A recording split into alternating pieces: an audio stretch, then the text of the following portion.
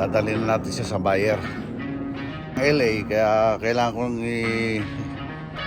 at the same time kasi hanggang kailangan nating makipaghuwalay na kay Toyota, kaya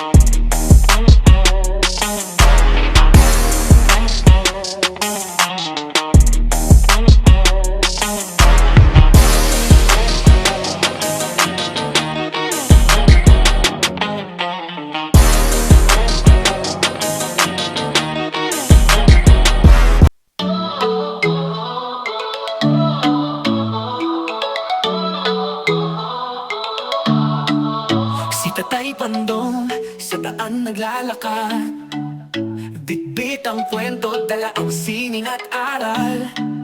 Sa bawat hakbang may kwento't alaala, Amerika't bayan pinagsama sa tala. Tatay Pandong, ating samahan sa kwentuhan, tawa na walang hangganan. Sa hirap at ginhawa,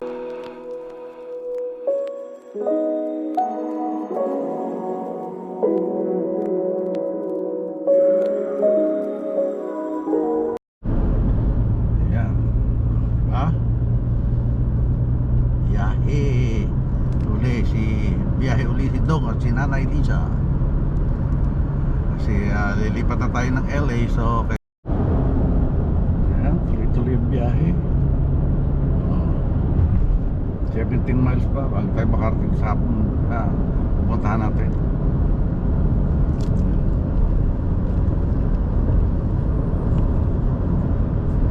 Ayan, nahaba itong biyaheng to, kaya lang hindi ko na bibidyoan lahat dahil ang hirap mag-camera. Yung aking phone holder nasira na. Ito nga itong GoPro ginagamit natin pang vlog, kaya pero mahirap. Okay mga kapatid, mamaya lang. Okay, malapit tayong exit.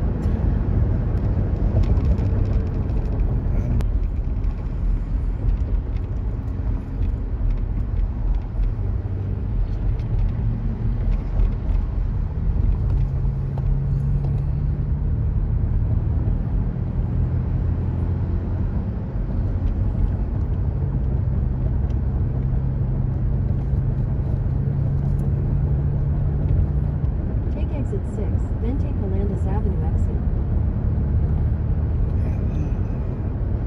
Exit na tayo.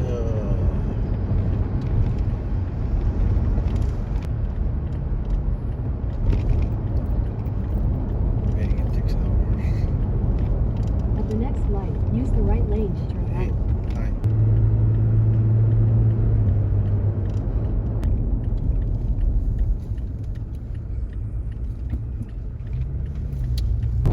Okay, dito na tayo sa 680.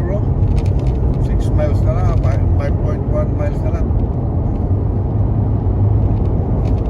Okay mga kapatid, eto, iiwan na natin kailangan natin bitawan si si Toyota. 6.1 miles na lang, 5.1 miles na lang. Okay, mga kapatid, eto, iiwan na natin si, kailangan natin bitawan si, si Toyota. 6.1 miles na lang, 5.1 miles na lang. Okay, mga kapatid, eto, iiwan na natin si, kailangan natin bitawan si, si Toyota. At hindi ko na masyadong kailangan, pero malaki na rin service sa kanya, kaya sakit man pero kailangan nating give up na. Okay mga kapatid, natin iwanan kay Carpax. Bebenta natin dito. Okay mga kapatid, ayun si nanay nasa loob na. Okay, waiting tayo. Pinaprocess na yung mga papel. Tingnan natin kung magkano natin maibebenta. Sana may sumobra dahil meron pa yung may loan yun eh. Kaya sana may masobra para meron man naman tayo pocket money. Okay mga kapatid, abang-abang lang. Si nanay. Okay, pinaprocess pa rin pero binigay na sa akin yung estimate.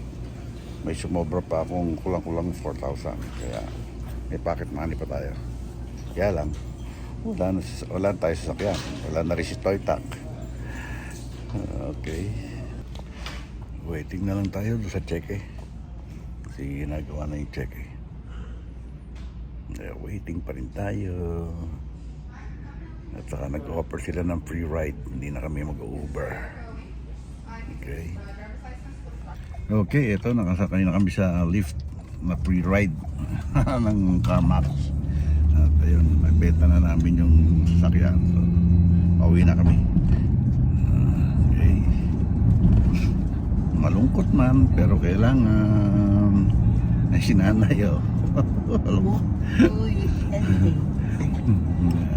No more car now. Kasi kaya hindi ko rin kaya binenta ko na lang. Total, di naman magagamit dahil siguro ngantay ako ng ilang buwan, matuwi na rin ako ng Pilipinas. So, kailangan ibenta na. Ang gagawin namin, magpa-reserve na ako ng sa U-Haul, yun na lang gamitin namin paghakot ng gamit. Tapos si storage na lang yung ibang gamit dahil maliit lang yung room na rerentahan namin doon sa Carson. Ayan, okay. Tama. Pauwi na kami. Medyo nakakagutom na rin kasi hindi kami hindi kami kumain ng kanin, nanay. Kaya pag-uwi na lang sa kakain. Okay. Okay, andito na kami.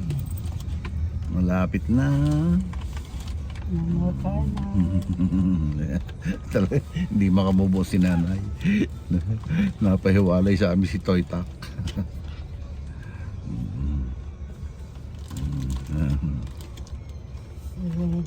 Okay mga kapatid, gutom na kami kaya pagpasok namin dito sa bahay kumain muna kami kaya sa sobrang gutom at hindi na ako kapag paalam sa labas. Kaya dito na lang ako nagpapaalam sa inyo dito sa loob ng bahay. Kaya maraming salamat sa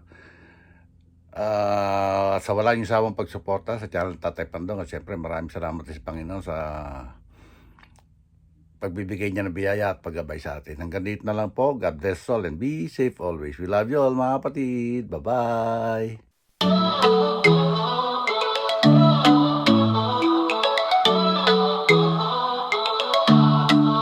Si Tatay Pandong sa daan naglalakad, bitbit ang kwento, dala ang sining at aral. Sa bawat hakbang may kwento't alaala, Amerika't bayan pinagsama sa tala. Tatay Pandong ating samahan sa kwentuhan, tawanan walang hangganan. Sa hirap at ginhawa, masarap kasama Tatay Pandong.